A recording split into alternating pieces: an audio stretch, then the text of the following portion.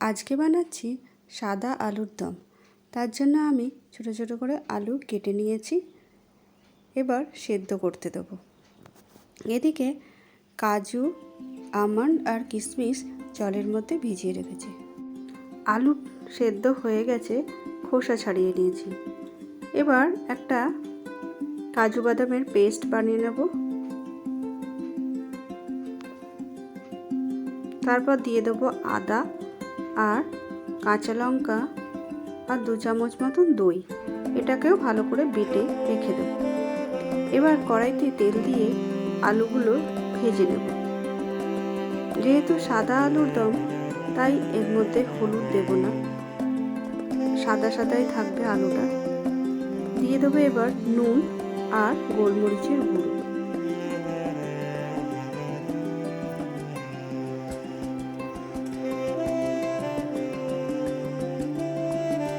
আলুগুলো ভাজা হয়ে গেছে, খুব বেশি লাল লাল করব না, হালকা ভেজে তুলে রাখবো। তারপর ওই কড়াইতেই 1 চামচ মতন ঘি দিয়ে দেবো। তারপর দিয়ে দেবো গোটা জিরে আর হিং ফোড়ন।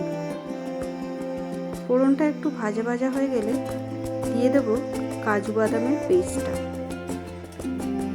দিয়ে মিক্সির বাটিটা ধুয়ে অল্প একটু জল দিয়ে দেবো। তারপর মশলাটা কষাতে দেবো। তার সাথে দিয়ে দেবো মটরশুঁটি, যাতে মটরশুঁটিটা ভালো করে সেদ্ধ হয় আর মশলাও ভালো করে কষানো হয়। এবার দিয়ে দেবো স্বাদ মতো নুন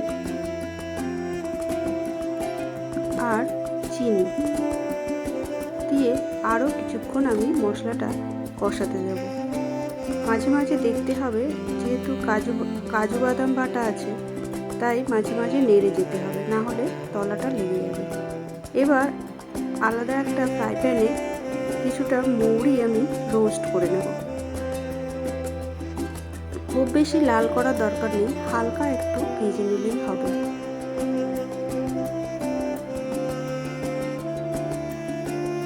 ওদিকে আমার মশলা কষানো হয়ে গেছে। এবার দিয়ে দেব আলুগুলো। আলুর সাথেও ভালো করে মশলাটা মিশিয়ে নেব।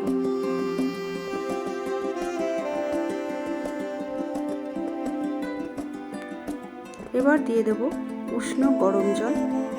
আপনারা যে যেরকম গ্রেভি খেতে ভালোবাসবেন সেই রকমই রাখবেন ঝোলটা।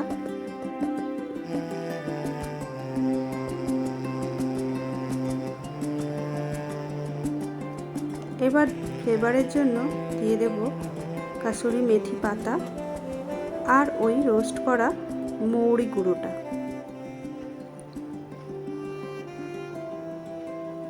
এই মৌরি গুঁড়োটা দিলে এই সাদা আলুর দমের একটা আলাদাই টেস্ট হয়। রান্নাটা আমার একদম রেডি হয়ে গেছে। এবার আমি সার্ভ করে দেব। এটা আপনারা যে কোনো কিছুর সাথেই খেতে পারেন, রুটি, পরোটা, নান, পোলাও, খুব ভালো লাগবে আপনাদের।